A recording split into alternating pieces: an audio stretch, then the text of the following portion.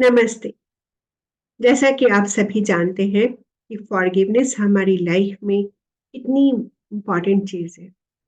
हमें किसी को माफ़ करके आगे बढ़ना, लेट गो करना, ये सारी चीज़ें कितनी इम्पोर्टेंट है। लेकिन कितने लोग कर पाते हैं? हम कहते तो ज़रूर हैं कि हमने दिल से माफ़ कर दिया, लेकिन क्या हम कर पाते हैं?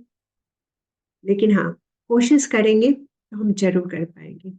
अगर फॉरगिवनेस के पीछे का हम तर्क समझ लेंगे, तो हम ज़रूर कर पाएँगे।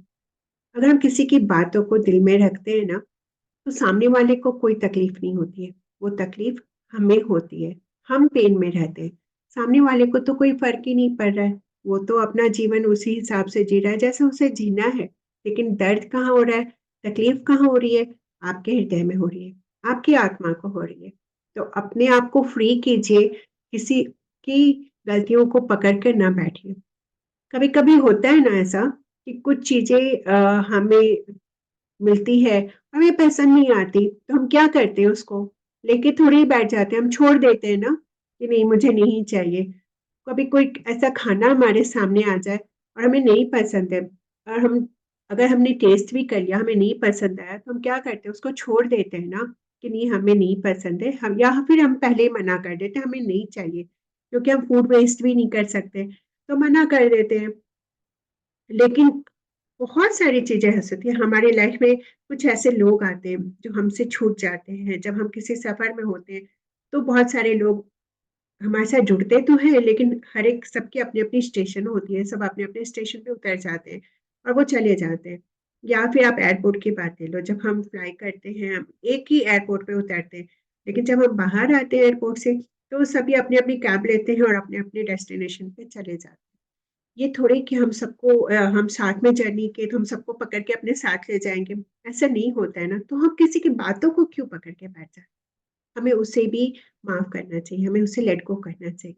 कोई हमारा दिल दुखाए, तो भी हमें ये सोचना चाहिए कि हो सकता है इसमें भी भगवान ने कुछ हमारे लिए भलाई छुपा रखी है, कुछ अच्छा ही होना है। जब हम ऐसा सोचते हैं ना, कुछ अच्छा होगा, किसी अच्छे के लिए कुछ हुआ है, तो होता भी वैसा ही है। कहते हैं ना हमारी सोच ही हमारी लाइफ को बदलती है। जैसा हम सोचते जाते हैं ना, हमारा जीवन भी वैसा ही होते जाता है। लेकिन इंसान है, कभी न कभी कुछ तकलीफ हो जाती है, लेकिन अगर हो भी गया है तो प्लीज़ उसको लेट गो कीजिए और फॉरगिव। चलिए आज मैं आप लोगों के साथ एक फॉरगिवनेस प्रेयर को शेयर करती हूँ। इसके पहले जिन लोगों ने भी मेरे चैनल को सब्सक्राइब नहीं किया, आपसे विनती है, रिक्वेस्ट है कि आप उस चैनल को सब्सक्राइब कीजिए। जर्नी ऑफ एनलाइटमेंट और आपको इसके साथ इस जर्नी में हम आगे बढ़ते जाएँगे। तो इसी के साथ हम फॉरगिवनेस प्रेयर को स्टार्ट करें। हे परमात्मा, जब से इस ब्रह्मांड में मेरे सोल की जर्नी की शुरुआत हुई है, तब से अब तक जाने-अनजाने में जिस किसी ने भी मेरा दिल दुखाया है, मैं उसे दिल से माफ़ करती हूँ, दिल से माफ़ करती हूँ, दिल से माफ़ करती हूँ। हे परमात्मा, जब से इस ब्रह्मांड में मेरे सोल की जर्नी की शुरुआत हुई है, तब से अब तक जाने-अनजाने में जिस किसी का भी दिल मैंने दुखाया है, मैं उनसे दिल से माफ़ी माँगती हूँ, दिल से माफ़ी माँगती हूँ, दिल से माफ़ी माँगती हूँ।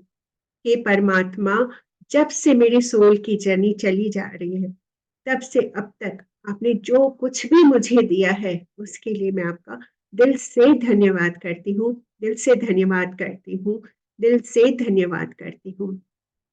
धन्यवाद। थैंक यू सो मच और आप लोग भी चाहें तो इस फॉरगिवनेस प्रेयर को आप लोग सुबह और शाम दोनों टाइम कर सकते हैं। रात को सोते वक़्त कीजिए और सुबह उठते समय उसी परमात्मा को धन्यवाद दीजिए। Thank you.